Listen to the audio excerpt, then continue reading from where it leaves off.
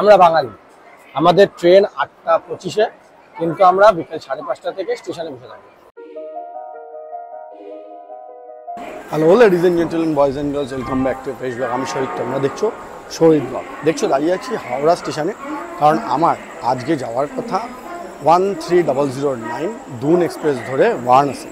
এই দেখতে পাচ্ছ দাঁড়িয়ে আছে 13009 Yognagari Rishikesh Howrah express, actually Doon express. এই হচ্ছে পুরোটা দেখতে পাচ্ছ, পুরোটা কিন্তু এলএইচবি বগি রয়েছে, আর আমাদের রয়েছে এস3 তে সিট। বেসিক্যালি আমার সঙ্গে অনেক লোকজন আছে, তো শুধু S3 নয়, S3, S4, S5 সমস্ত বগিতে কিন্তু অনেক লোকজন আছে। এই দেখতে পাচ্ছ S5 প্রয়োজনীয় জিনিসপত্র, যেমন একটা সুন্দর কাঁচ, কলে জল, ওয়াশরুম, সমস্ত কিছু কিন্তু ব্যবস্থা অ্যাভেলেবেল আছে। এই মুহূর্তে সব পরিষ্কার পরিচ্ছন্ন আছে, কিন্তু সবই গেল ট্রেনটা। আর এই দেখতে পাচ্ছ আপাতত ট্রেনের অবস্থা। এই যে এই ট্রেনটা টোটাল ডিস্টেন্স কভার করবে বারাণসী অব্দি 692 কিলোমিটার। আর এই 692 কিলোমিটার ডিস্টেন্স কভার করতে শিডিউল টাইম নেবে 14 ঘন্টা 32 মিনিট। এখান থেকে ছাড়বে 8টা বেজে 25 মিনিট। এখন আমার কাছে 8টা বেজে 25 মিনিট বাজলেও অ্যাকচুয়াল টাইম আর পৌঁছাবে আগামীকাল 11টার সময়। আদৌ অন টাইমে কিন্তু ট্রেনটা ছেড়ে দিয়েছে। দেখতে পাচ্ছ আমাদের অলরেডি হাওড়া স্টেশন থেকে ছেড়ে দিয়েছে। প্রচুর লোকজন এখনো পর্যন্ত নিজেদের সেটেল করতে পারেনি।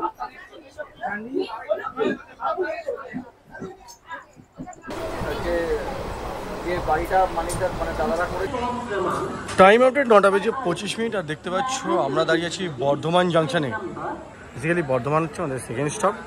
চন্দননগর এর আগে দাঁড়িয়েছিল, ভুল বললাম, ব্যান্ডেল জাংশন আমাদের সেকেন্ড স্টপ হচ্ছে ব্যান্ডেল জাংশন। অলরেডি পৌঁছে গেছি। টাইম আপডেট 9টা বেজে 25 মিনিট। ওই আশেপাশে কিছু একটা টাইম রয়েছে। আর দেখতে পাচ্ছ অলমোস্ট স্টেশনটা কিন্তু প্রায় ফাঁকা, মানে যারা লোকজন আছে তারা উঠে গেছে।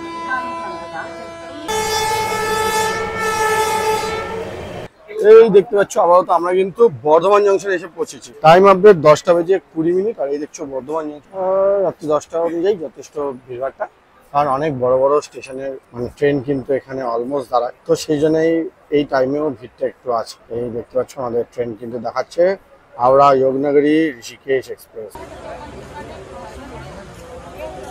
এই দেখতে পাচ্ছ আমার কিছুটা এই অবস্থা। এই হচ্ছে পুষ্পিতা, বাকি আমাদের সবাই অলমোস্ট শুয়ে পড়েছে।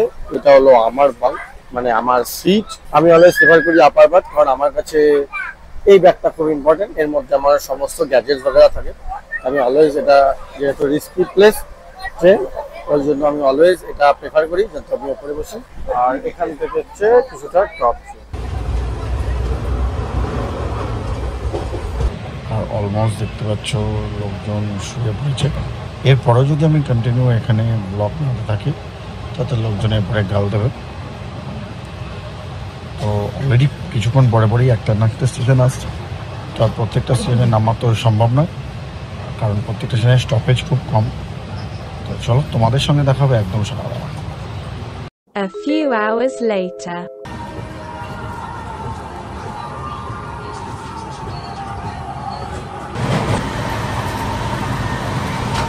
টাইম আপডেট 7টা বেজে 10 মিনিট 19 মিনিট। আর আপাতত আমরা আছি কুদ্রা জংশন। দেখতে পাচ্ছ কুদ্রা জংশন। বেসিক্যালি এরপর থেকে ট্রেনটা অলমোস্ট লোকাল, যেহেতু সকাল হয়ে গেছে। আর এখন তো ট্রেনটা অলমোস্ট লোকাল। এখনও অনেকগুলো স্টেশন কিন্তু বাকি বারাণসী পৌঁছাতে। বারাণসীতে টাইম 11টার সময়, আর এমনি তো মোটামুটি ঠিকঠাকই চলছে, জাস্ট 10 মিনিট লেট দেখাচ্ছে। দেখো আফটার অল আমরা কিন্তু ডিডি উপাধ্যায় জাংশন পৌঁছে গেছি। এই দেখতে পাচ্ছ দীনদয়াল উপাধ্যায় জাংশন। আমরা নেমেছি, যদি কলা পাওয়া যায়, কিন্তু এদিকে তো দেখতে পাওয়া যাচ্ছে না।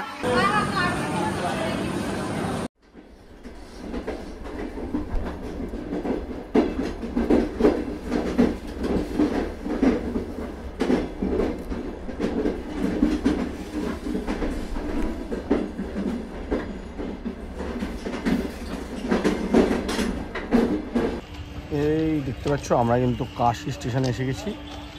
আর এরপরেই বারাণসী স্টেশন থেকে খুব বিশেষ ডিস্টেন্স নয়, দেখা যাক কতক্ষণে পৌঁছায়। ট্রেনটা মোটামুটি ঠিকঠাক টাইমে চলছে। হেভি ভিড় আছে কিন্তু।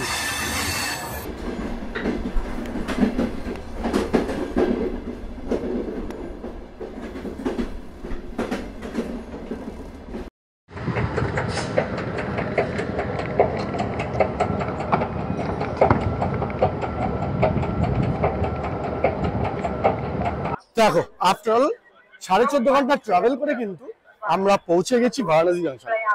ট্রেনটা জাস্ট অসাধারণ ছিল, পুরো টাইমটা পুরো ট্রেনটা যথেষ্ট পরিষ্কার ছিল, জলের অ্যাভেলেবিলিটি পারফেক্ট ছিল, আর অন টাইমে আমরা কিন্তু পৌঁছে গেছি বারাণসী জাংশন। তো এই ভিডিওটাকে আর আননেসারি লেংদি করবো না, আপাতত এই ভিডিওটা এখানে ক্লোজ করবো। আশা করছি ভিডিওটা ভালো লেগেছে। ভিডিওটা ভালো লেগে থাকলে হিট লাইক এন্ড সাবস্ক্রাইব। আর দেখতে পাচ্ছ প্রচন্ড ভাবে ঘেমে গেছি, প্রচন্ড গরম। আপাতত ভিডিওটা এখানে ক্লোজ করছি। Thank you making part of it. Also some to me blog until next time. Bye by.